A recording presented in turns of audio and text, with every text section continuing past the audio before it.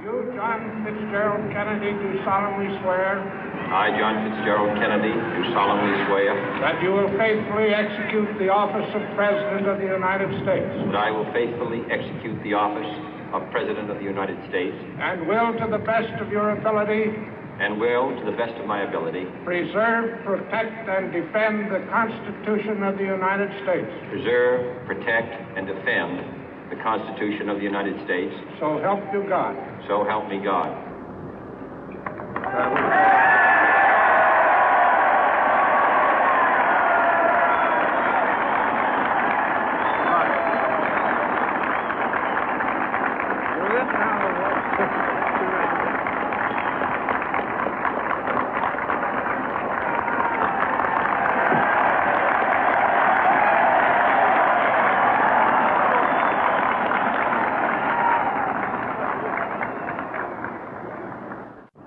Vice President Johnson, Mr. Speaker, Mr. Chief Justice, President Eisenhower, Vice President Nixon, President Truman, Reverend clergy, fellow citizens. We observe today not a victory of party, but a celebration of freedom, symbolizing an end as well as a beginning, signifying renewal as well as change. For I have sworn before you and Almighty God the same solemn oath our forebears prescribed nearly a century and 3/4 ago. The world is very different now, for man holds in his mortal hands the power to abolish all forms of human poverty and all forms of human life. And yet the same revolutionary beliefs for which our forebears fought are still at issue around the globe. The belief that the rights of man come not from the generosity of the state, but from the hand of God. We dare not forget today that we are the heirs of that first revolution. Let the word go forth from this time and place to friend and foe alike that the torch has been passed to a new generation of Americans born in this century, tempered by war, disciplined by a hard and bitter peace, proud of our ancient heritage, and unwilling to witness or permit the slow undoing of those human rights to which this nation has always been committed and to which we are committed today at home and around the world.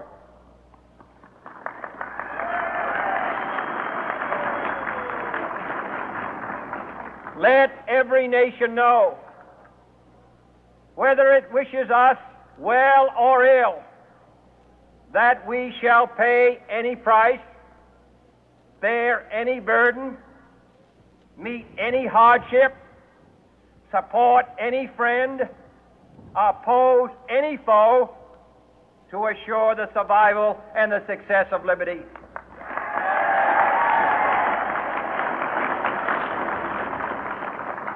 This much we pledge and more.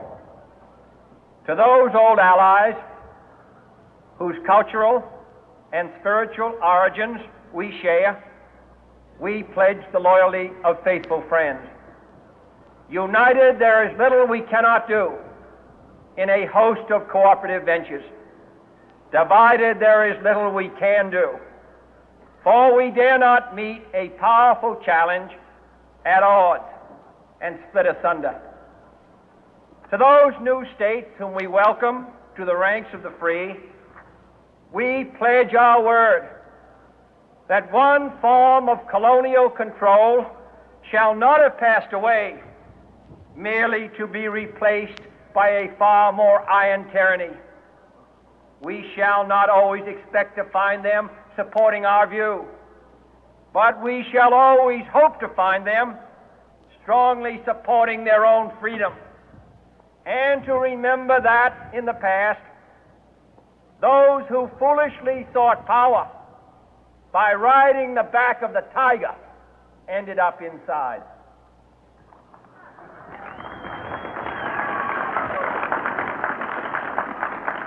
To those people in the huts and villages of half the globe struggling to break the bonds of mass misery, we pledge our best efforts to help them help themselves for whatever period is required, not because the communists may be doing it, not because we seek their votes, but because it is right.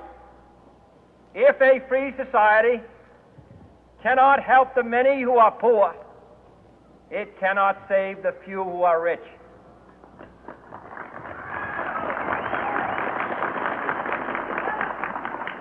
To our sister republics south of our border, we offer a special pledge to convert our good words into good deeds, in a new alliance for progress, to assist free men and free governments in casting off the chains of poverty.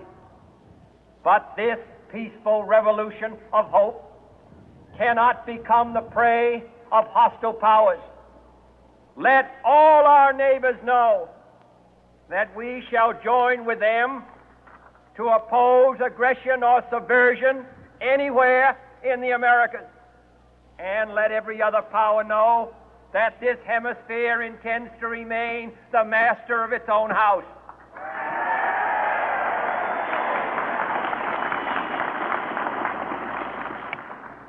To that World Assembly of Sovereign States, the United Nations, our last best hope, in an age where the instruments of war have far outpaced the instruments of peace, we renew our pledge of support to prevent it from becoming merely a forum for invective, to strengthen its shield of the new and the weak, and to enlarge the area in which its writ may run.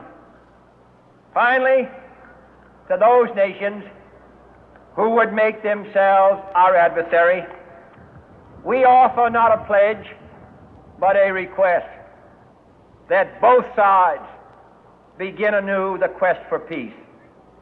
Before the dark powers of destruction, unleashed by science, engulf all humanity in planned or accidental self-destruction, we dare not tempt them with weakness, for only when our arms are sufficient beyond doubt can we be certain beyond doubt that they will never be employed. But neither can two great and powerful groups of nations take comfort from our present course, both sides overburdened by the cost of modern weapons, both rightly alarmed by the steady spread of the deadly atom, yet both racing to alter that uncertain balance of terror that stays the hand of mankind's final war. So let us begin anew, remembering on both sides that civility is not a sign of weakness, and sincerity is always subject to proof. Let us never negotiate out of fear, but let us never fear to negotiate.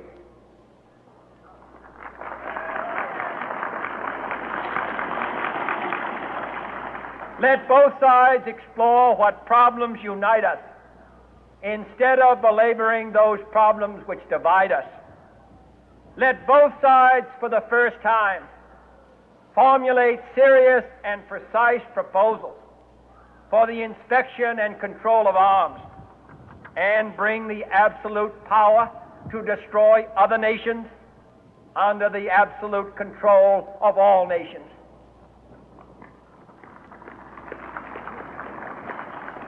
Let both sides seek to invoke the wonders of science instead of its terrors. Together, let us explore the stars, conquer the deserts, eradicate disease, tap the ocean depth, and encourage the arts and commerce. Let both sides unite to heed in all corners of the earth the command of Isaiah to undo the heavy burden and let the oppressed go free.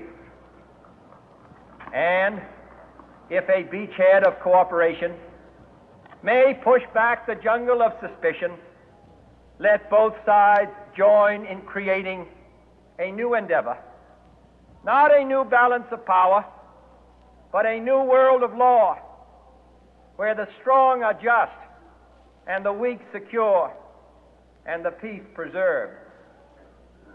All this will not be finished in the first 100 days, nor will it be finished in the first 1,000 days, nor in the life of this administration, nor even perhaps in our lifetime on this planet. But let us begin.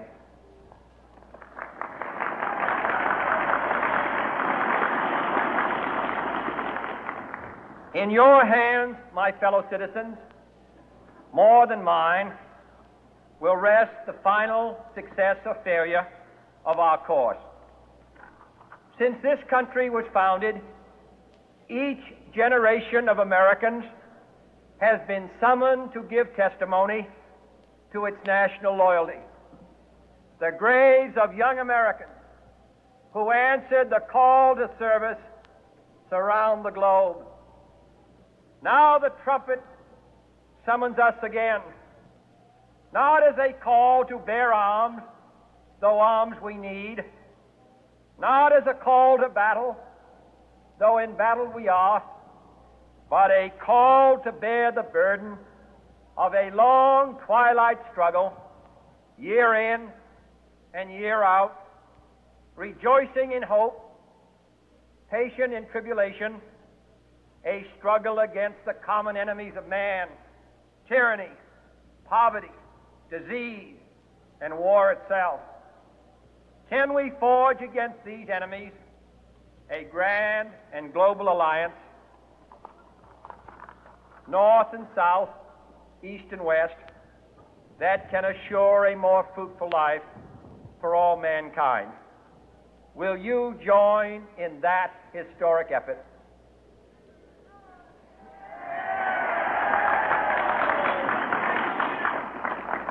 In the long history of the world, only a few generations have been granted the role of defending freedom in its hour of maximum danger.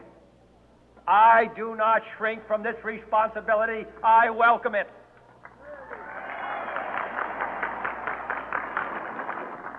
I do not believe that any of us would exchange places with any other people or any other generation.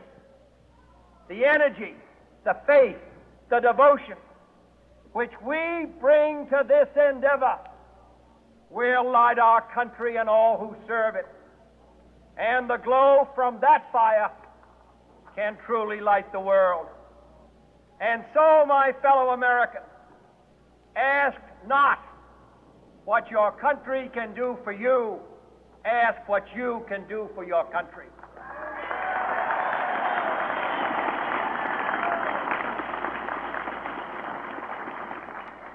My fellow citizens of the world,